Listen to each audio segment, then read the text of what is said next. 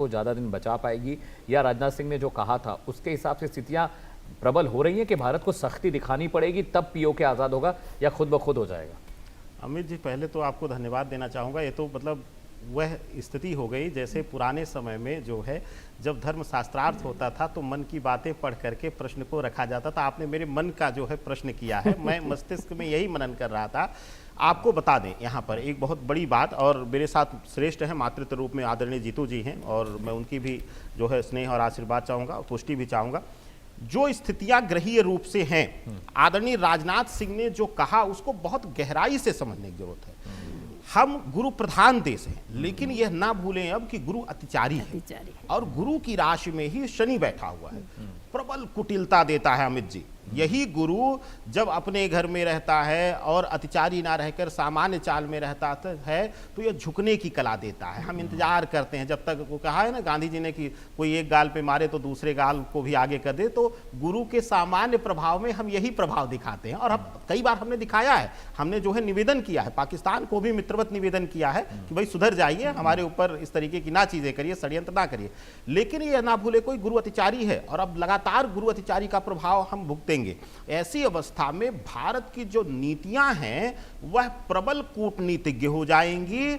हम जो है एकदम से जो है अपनी चाल, अपनी सोच, अपनी विचारधारा बदल करके जो है भौगोलिक स्थिति में पड़ोसियों के साथ युद्ध करेंगे। यह ग्रही दृष्टिकोण से मैं कह रहा हूं। और अब आता हूं मैं आपके प्रश्न पर मूल। यह सत्यार्थ है कि अभी आने वाले जो है, देखिए बहुत लंबी गणना अमित जी, मैं ऐसा ज्योतिषी हूं, मैं आपके मन से कई बार बैठा हूं, मैं कहता हूं आज के समय में कोई ऐसा विप्र नहीं है, कोई ऐसा ज्योतिषी नहीं कि 10 साल की गणना एक साथ कर दे। क्यों? क्योंकि वर्तमान गोचर को मस्तिष्क में रख करके गणना किया जाता है, और इतनी लंबी गणना एक साथ करना जो है किसी के बस का नहीं। लेकिन जितना मैं 1-1.5 वर्ष 2 वर्ष को अगले देख रहा हूं, भारत वहां पर कम से कम जो है 1.5 वर्षों का जो मेरी गणना है, भारत वहां पर कूटनीतिक चाल चलने वाला है। भारत उसको अभी अपने आप का हिस्सा, अपना अंग नहीं बनाएगा। उसका मानिए एक सामान्य उदाहरण देता हूं। हमारा शास्त्र कहता है जो संतान जो है गलत संगत में आ जाए, जो संतान जो है बुरे प्रभाव में, बुरे लोगों के आ जाए, उसको उसी की भाषा में दंड दिया जाता है, उसको बस सह दिया जाता है, यानी उसके ऊपर हाथ रखा जाता है कि अपने आसपास जो है गंदगी को साफ करे।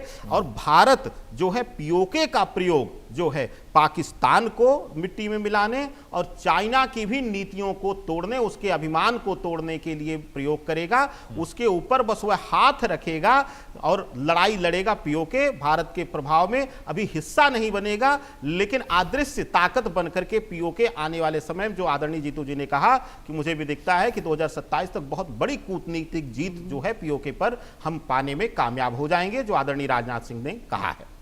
आचार्य जीतू सिंह जी, एक बहुत सवाल, ये भी बड़ा सवाल है कि जो पीओके पाक ऑक्युपाइड कश्मीर का जो हिस्सा है, वहाँ की जो पब्लिक है, जब कोई हिस्सा टूटता है किसी राष्ट्र से, कोई चीज़ अलग होती है, तो सबसे अधिक जो इम्पैक्ट होता है वहाँ के जो लोकल लोग हैं, जो स्थानीय लोगों उन पर पड़ता है। अब अगर पीओके टूट कर भारत में आता है तो ऐसा तो है नहीं कि हम सबको एक साथ अकोमोडेट कर लेंगे। वहाँ की आबादी, वहाँ के लोग, वहाँ का रहन सहन, वहाँ की आइडियोलॉजी, वहाँ का कल्चर, वो सब चीज़ें हमसे थोड़ा अलग हैं, जुदा हैं। लेकिन उसमें एक धड़ा ऐसा भी है पीओके में ही जो भारत के खिलाफ रहता है, उसमें एक धड़ा ऐसा है जो पाकिस्तान के खिलाफ रहता है।